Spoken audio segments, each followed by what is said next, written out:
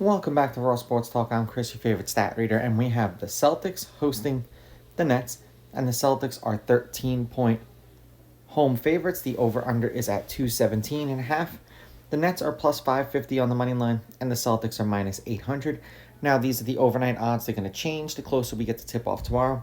They played each other just a few nights ago, and it was after the Celtics played a much better team that they came back and played the Nets, and I said in that video, it just seems like the Nets happen to get the good teams after they play another good team and they cover, and lo and behold, they did.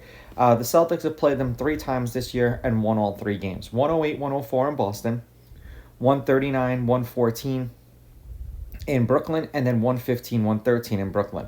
And I believe the 2 times that the Nets covered, the Celtics played a team that was much better than them, much better than the Nets the night before. Like that, I believe one game was the Thunder, and I believe the other game was the Cavs, and that was the game that the Nets got them after.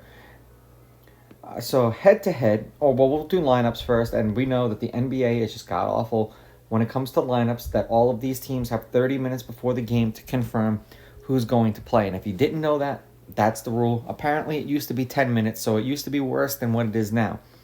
It's supposed to be Russell, Johnson, Williams, and Claxton. Williams is listed as questionable. Then White, Holiday, Tatum, Horford, and Porzingis.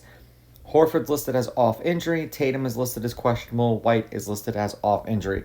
And when any of these dudes who are questionable or injured, don't expect to see a lot of them in the game, especially if they go up big, because it's more or less like a meaningless game for the Celtics. Head-to-head, the Celtics are 9-1 against the Nets in their last 10. The Celtics have beaten them the last 7 times they played them.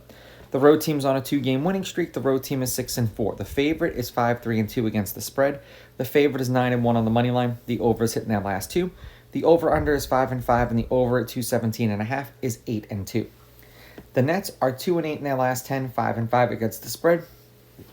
The over is 6-4. The over is hitting their last 2. 213, 226, 228. 236. 5-point loss to the Cavs, they covered. 6-point loss to the Bulls, they did not. 2-point loss to the Celtics, they covered. And then a 8-point win over the Hawks, they covered. For the Celtics, 7-3 in their last 10, 5-5 against the spread. The over-under is 5-5. And this time, forgive me, they played the Thunder, then they played the Heat, and then they played the Nets. So I get it, the Heat aren't like what they're supposed to be, but they're still a much better team than what the Nets are, at least in my opinion. There was a total of 222, 230, 194, and then 228. 6-point win over the Jazz, did not cover. 6-point loss to the Thunder, didn't cover. Then a 12-point win over the Heat, they covered, and then they bounced back and beat the Nets by 2. They did not cover. I think that this is going to be like what happened the second time that the Celtics played the Nets when they had the day off to rest. I think that they're going to crush them. I'm going to take the Celtics on the money line. I'm going to take the Celtics laying the points. And I'm going to go over. The only way, and I could be wrong about this, that I think that the Nets get this game close is if the Celtics bench their starters in like the mid-third quarter, and then it's all backups from there. Then the game will get competitive. These are just my picks. If you disagree, please go with your gut, and please bet responsibly.